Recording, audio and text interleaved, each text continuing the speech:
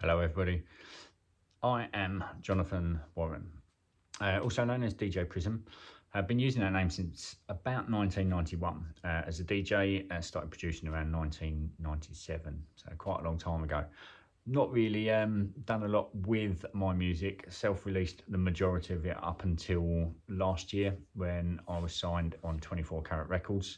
Love them, absolutely fantastic label. This is my studio. That's about as complicated as it gets. I've got 24-inch monitor, laptop, some PreSonus monitors, and then down there I've got a hefty sub. That's not going to be switched on today. I'd love to switch it on, but I'm not going to. And the simple reason for that, you probably noticed as well, I don't even have a keyboard. I just program everything quite simply. It's been about 10 years since I've actually used any hardware. Produce all my music just with that kit that's there. Before that, I'm down here. There's an old desktop PC that I was using. Pretty much similar setup. That keyboard there is run. There's a couple of programs, couple of tracks that I'm thinking about revisiting.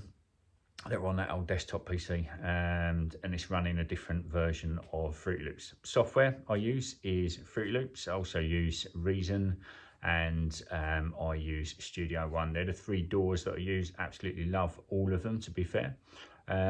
Studio One is relatively new to me. I only started using it last year.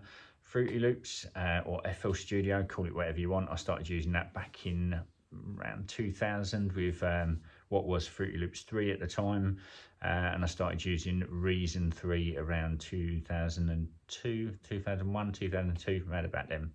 So I've been using those DAWs for a very long time, Studio One. I did used to use Cubase as well, don't really use it much anymore. Anyway, you're not going to get a huge amount of sound on this video. I'm just going to give you a quick glimpse into how I actually made these tracks, or this track specifically. So the first thing I've done was I decided which bits I wanted to use. So I'm just going to move over this side so you can actually see. I've got FL Studio open. That is, you can't really see a huge amount, but that's it. That is all of the track. The majority of it is automation. It's just a really easy way of making music when you're working with samples. So this bit here is Mark's acid line, and then this is a chop, so it's a shorter version of just the end little bit of Mark's acid line. This is Jen's bass line.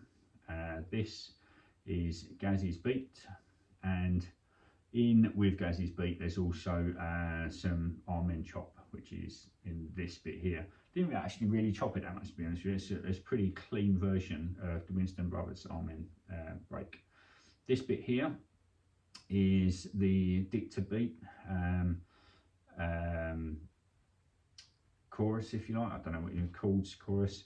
And then this bit here is a chop of a vocal sample that I found to just add something extra into the track, so it just gave it an extra depth that I didn't have previously. So with regards to the automations I've got, so this is the Dictacord filter cut off, so that I'm filtering it, and then I've got this is the vocal loop, and this is filter, so again filtering it up and down. This is Jen's bass line filtered. This is Gazzy's beat, and again this is all filter. Gazzy's beat pitched, so pitch up and down. Mark's acid line, a little bit of a filter on there. So look what we got here. So this is graphic EQ for the Dictacord line. So this is just removing all of the real dirty sub stuff that would actually make it muddy when it actually comes to mixing it down. So I kind of brought it back in right at the end of the track and at the beginning of the track before the beats come in. This is a filter for Mark's short acid, so this is giving it a little, you'll recognise this bit when it comes into the track. And then we have some panning for Mark's acid. I've got some reverb on the Dictacord line, and then this bit here is some panning for the Dictacord, I believe it's the Dictacord, yeah, it's the Dictacord. I made this track a little while ago now, it's just been kind of sat there, but I've been meaning to do this video for you guys. So essentially when it came to what I had, so the first thing I've done was I picked the bits, the noises, the samples I wanted to use. So I went with the Dictacord, probably hear that very quietly. So that bit, and then then Gaz's beat. Love an old school beat. What I actually haven't got in here, to be fair, is the Armin. It's actually the original Armin Gens bass line. Can't really hear that. But there you go, it's a nice deep bass line. Like a nice deep bass line. And then we have the vocal loop that I added in. So I kind of chopped this because although it's an F minor, it just didn't work with it with that particular pattern. I'll change that around, and then we've got Mark's acid line, which kind of just builds up and builds up and builds up. Lovely bit of tweaking 303, and then this is the short bit that I reused. And then, so if I go back to the track itself, as I say, just done the whole lot with automation. If I have a look at the beats themselves, just go into this section here. So Gaz's beat, what I'd actually done was broken it down into these parts here, and I'd actually only used the second half of Gaz's beat as opposed to the full beat itself, which I then just pulled into its individual bits. And the reason for that is it makes it a lot easier when you're doing your pitches, for example. So if I just replay that again, a lot easier. That's not letting me do it anymore. But anyway. So it's a lot easier to do your pitch adjustments, all of those tweaks when you've chopped it into this bit.